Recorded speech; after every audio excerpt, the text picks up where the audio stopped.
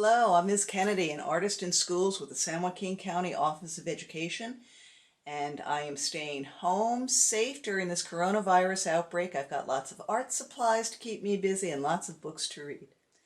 Today I'd like us to be inspired by M.C Escher, an artist who was born in the Netherlands in 1898, and he's well known for something called tessellations. So a tessellation is an arrangement of shapes closely fitted together in a repeated pattern without gaps or overlapping. So I will show you some examples of his work. So here you can see white birds here and gray birds there. And you see how they're fitted together like puzzle pieces. Up here we have soldiers on white horses going that way and soldiers in gray going this way. But again, they fit together and there's no overlapping and no gaps. I'll show you some more examples of Escher's work. This is a piece called Metamorphase, which sounds like metamorphosis, which means to change from one thing to another. So this piece actually starts here and ends there. It's very long. And there are different tiles in there, and he has them change or metamorphosize. And let's see. Here are two of his famous works. So on this one, he has a paper where he has lizards tessellated on paper, and then they come to life and come crawling across the desk. They go crawling over the book. And here you've got tessellation tiles, and what Escher did was he would get the tiles to change into different things. We're going to keep it simple, students. This is the first time we're doing this, so we're going to keep it simple. I do need some supplies, though. I have some graph paper up here, and I have a stack of Post-it notes. If you don't have graph paper, if you can get on the internet and print something out, you can get graph paper for free by printing it out from the internet. If you can't do that, there's something else you can do. We just need to have horizontal lines that go from side to side and lines that are going up and down that are vertical, that are perpendicular to that. So we need them to be square because it just makes it easier. So if you can't get graph paper, I have a piece of loose leaf paper here, and I could, looking for a pencil, there we go. I can take something like an index card and line it up with the lines, the horizontal lines on my loose leaf paper, and just do this. I'm going to draw that line, and I'm just going to make some of those because it will just help me line up my pieces when I'm making my tessellation, okay? So that's what you can do. I'm going to use my graph paper because I have it and it makes it easier for me. If you don't have Post-it notes, you could just cut a square out of paper and use that. I like the Post-it note because it's got that sticky part and it holds it down.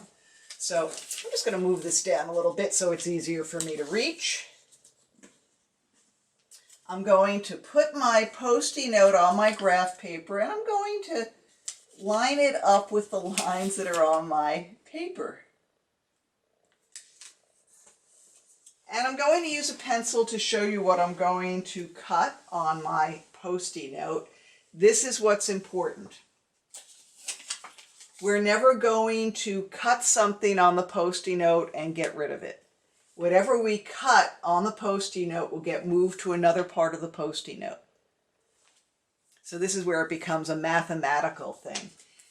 The area, the yellow part, stays the same. It will need more space, but the yellow part is the same area. So I'm just going to think about this. I'm going to just make a shape And I'm doing it so that when I cut it, this is only going to be one piece that I'm cutting. If this is the first time you're doing it, you really want to keep it simple. So here are my scissors. I'm going to take it off the paper because it's easier for me to cut that way. And then I'm just going to cut whatever shape I feel like making. Okay, so I'm going to put my Post-it note back up, and then I'm going to, this is the part that I cut from it. And now I need to slide it to this side. I can't decide how I want to put it there because we want these tiles to fit together, right? If you have tiles on the floor, they fit together. We want to do the same thing. Think of it as a puzzle. So I need to take this and slide it so it is lined up. And that's where the lines on the graph paper help me. And I have some tape here.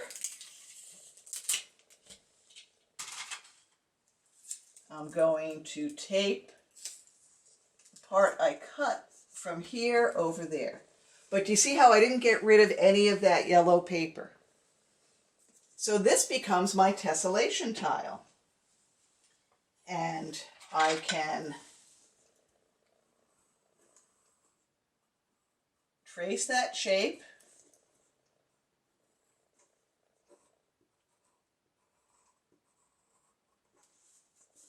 Okay. And that becomes my tile. And then the next one would go here.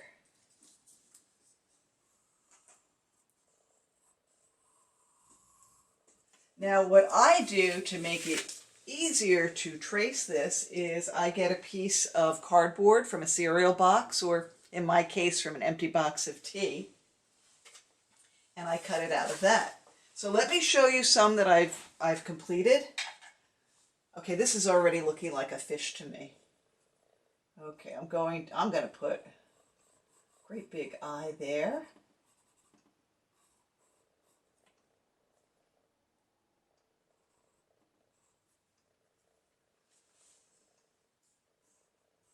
Maybe a different kind of eye here. And let's see.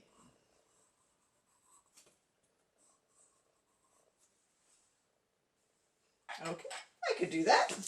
So let me show you another, let me do it, before I show you some finished ones, let me show you how to do it a little bit bigger. So I have a square of construction paper, and let's see,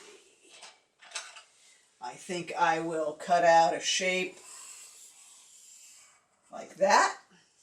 So now I'm going to take my construction paper off, and I'm going to cut that shape.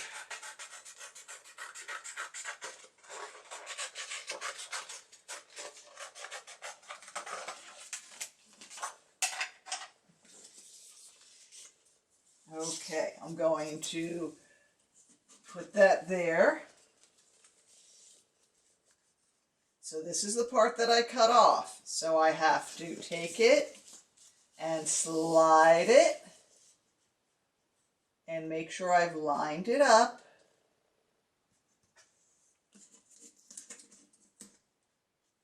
And then I'm going to tape that together. And that looks like a fish to me too.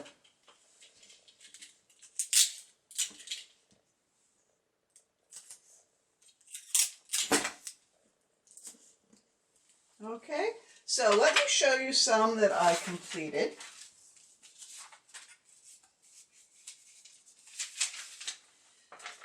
So here is one that I did, and you can see the blue tape that I used to tape the pieces together. And then I took my Post-it note and I traced it onto a piece of cardboard. And that made it much easier for me to trace onto my paper. So when I did this, I used the cardboard tile that I made. There we go. Here's the cardboard tile that I made. So I traced one, and then I put one down, and I traced another one. Now I want to show you something. I think of this as being a bird, and this being a bird, and this being empty space here and here, and empty space there and there and there and there. So when we talk about empty space in art, we call that negative space. And where there is something, it's positive space. So you can think of this as being positive space and negative space. So think of this as a bird, and this is just space. And of course I saw a bird in that. So that was one way I did it. And then I was looking at some paper that I had on hand.